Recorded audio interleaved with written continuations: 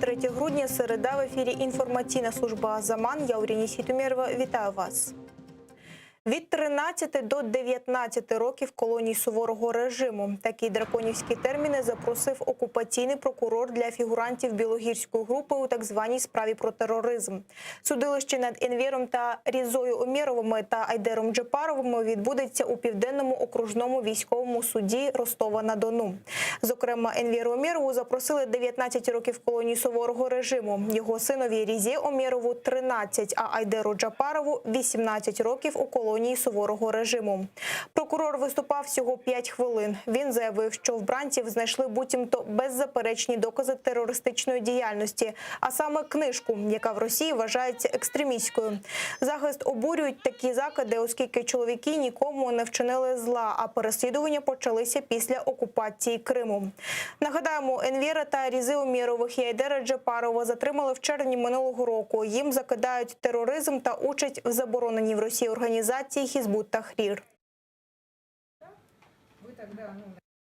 Я не увидел, чтобы ребята как-то разочаровались, испугались или был какой-то в их поведении страх. Они достойно принимают такого рода информацию, никакого терроризма в их действиях нет, даже если люди читают книги, которые при Украине ни одной запрещенной литературы не было. Но мы очутились в Крыму, в Российской Федерации, и, к сожалению, появились вот эти огромные списки запрещенной литературы. Лист від російських окупантів. Голова Меджлісу Рефат Чубаров отримав листа від 3-го апеляційного суду Красноярського краю Росії. Звістка прийшла до київського відділення Укрпошти. Про це очільник Меджлісу повідомив на своїй сторінці у Фейсбуці. Він обурився, що до громадян України оформлюються поштові відправлення каральних органів Росії. Нагадаємо, Чубаров вже не вперше отримує подібного листа. У вересні цього року на його домашню адресу надійшла звістка від окупаційного Верховного суду Криму. Тоді кримським маріонеткам довелося відправляти лист до Росії, звідки його відправили у так званому міжнародному напрямку до Києва. В березні цього року окупаційні кримські слідчі висунули голові Меджлісу звинувачення за 2 статтями. Йому закидають організацію масових заворушень та публічні заклики до порушення цілісності Росії. Як ще довго поштові відправлення каральних органів Росії, країни-агресора, на адресу громадян України будуть оформлятися з грубим порушенням порядку, передбаченого чинним законодавством України, якого біса російські суди, прокуратура та інші срані слідкоми продовжуватимуть порушувати законодавство України на її ж території. Невидима боротьба. Австралійський центр авіаційної аналітики КАПА повернула український прапор на реєстраційну картку Сімферопольського аеропорту. До компанії звернувся професор Сінгапурського інституту технологій Володимир Білоткач, який консультує уряди та корпорації з питань політики в авіаційному секторі. За його словами, здебільшого організації, які працюють із авіаційними даними, позначають Сімферопольське литовище українським. Але він помітив, що деякі відображають його приналежним до Росії. Після його особистого звернення компанія КАПА відредагувала свої дані, а ось від ще однієї міжнародної авіаційної асоціації ІАТА відповіді поки не отримано. Например, ИАТА – это организация, которая представляет интересы авиакомпаний. Вроде как отображает Симферопольский аэропорт как российским. Поскольку я там сотрудничаю с ИАТой, немного знаю людей, у них спросил, каким образом они работают с данными, как они отображают данные у себя, в своей организации. Но они сказали, что мы берем данные, которые от авиакомпании к нам приходят. Аэрофлот называет это все рейсы в Симферополь внутренне российскими рейсами, и ИАТА таким образом их отображает. Но я им указал на то, что позиция ИКАО отличается от их позиции, но больше не ответили ничего на данный момент. Скажений принтер. Російська Держдума за кілька днів до Нового року прийняла відразу кілька законів, які істотно обмежують права і свободи людей. Так, російські депутати дозволили примусово вилучати у людей житло під реновацію, прирівняли тих, хто займається політикою, отримуючи гроші з-за кордону, до іноземних агентів та оголосили війну Ютубу та Фейсбуку. Подробиці далі. Тепер з подачі російських депутатів можна примусово вилучити житло під реновацію, навіть якщо будинок не визнаний аварійним, але потрапляє в план розвитку території. Вилучення відбуватиметься за рішенням суду. Позбутися таким чином можна не тільки квартир, а й приватних будинків і дач, якщо, на думку чиновників, територія навколо них не облаштована. Правозахисники визнали цей закон таким, що загрожує праву на приватну власність, а примусове вилучення назвали репресивним.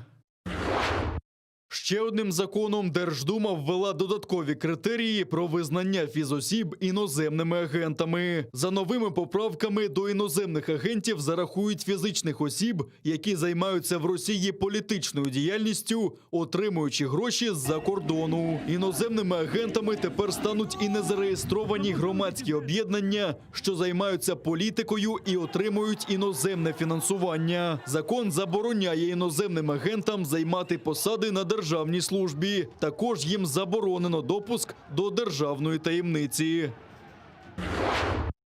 На один крок ближче до суверенного інтернету. Російські депутати оголосили війну Ютуб і Фейсбук. Вони дозволили Роскомнагляду блокувати ці ресурси, якщо вирішать, що якісь матеріали російських медіа не публікуються цими веб-ресурсами або знижуються у видачі. Варто будь-якому пропагандистському ЗМІ типу Russia Today або РІА Новини подати скаргу в російську генпрокуратуру, і жителі Росії позбавляться доступу до найбільшого відеоресурсу та найпопулярнішої соцмережі. Одужало в 1,5 рази більше, ніж захворіло. 10 136 інфікованих COVID-19 виявили в Україні минулої доби. Ще 275 людей померли внаслідок хвороби, а 15 372 особи одужали. Найбільше нових пацієнтів виявили на Харківщині, Одещині, Запоріжжі, Київщині та в столиці України. А Міністерство охорони здоров'я запроваджує дистанційну консультацію. Для цього можна зателефонувати до контакт-центру міністерства і поспілкуватися з педіатрами, терапевтами та сімейними лікарями. Про діагностування хвороб не йдеться, кажуть в МОЗі. Такі консультації потрібні пацієнтам, щоб отримати прості поради від фахівців. Нові послуги впроваджують через великий попит серед людей. З понад 100 тисяч дзвінків на гарячу лінію МОЗу третина стосуються саме консультацій щодо симптомів коронавірусу. Решта цікавились порядком проходження самоізоляції та тестуванням, кажуть в міністерстві. Ми розуміємо, що віддалено ніяких діагнозів ми не ставимо, але є певні побутові питання, є певні питання, які можна вирішити оперативно, принаймні порадившись ще з кимось, або отримати певну, я не скажу, що альтернативну думку, я скажу фахову думку. І в нас залучено зараз 10 медичних працівників, серед яких сімейні лікарі, терапевти, педіатр з досвідом роботи в закладах охорони здоров'я. А в окупованому Криму виявили 436 нових випадків COVID-19. Ще 13 людей померли внаслідок хвороби, звітує окупаційна влада. На півострові фіксують тижневий пік смертності від ковід, повідомляє очільниця окупаційного кримського Роспотрібнадзора Наталія Піньковська. За минулий тиждень, каже, померла рекордна кількість – 53 людини. Залпи з важкої артилерії та спроби дистанційного мінування. Окупанти 9 разів відкривали вогонь по українським позиціям на Східному фронті. На околицях Водяного, що на Приазов'ї, ворог атакував забороненою артилерією калібром 122 мм. На цій же ділянці гатили з гранатометів різних систем та дистанційно мінували місцевість. Загалом в бік позицій Об'єднаних сил окупанти запустили 8 заборонених мін. ПОМ-2 в районі Луганського та Південного ворог неприцільно стріляв з мінометів калібру 82 та 120 мм. З нашого боку обійшлося без втрат. У районі відповідальності оперативно-тактичного групування «Північ» неподалік Луганського та Південного збройні формування Російської Федерації застосували міномети 120 та 82 калібру, а біля Південного вели вогонь ще з великокаліберних кулеметів та стрілецької зброї. Бойових втрат чи поранень серед наших захисників немає. Від початку поточної доби, 23 грудня, порушень режиму припинення вогню не зафіксовано. По всій лінії розмежування спостерігається тиша. Це все на цю мить. Дивіться найцікавіші фрагменти з ефіру на нашій сторінці в YouTube. Вже за кілька хвилин ефір продовжить моя колега Гульсум Халілова. А о 21-й дивіться «Заман» кримсько-татарського Шевкетом Наматулаєвим. Будьте здорові, до зустрічі.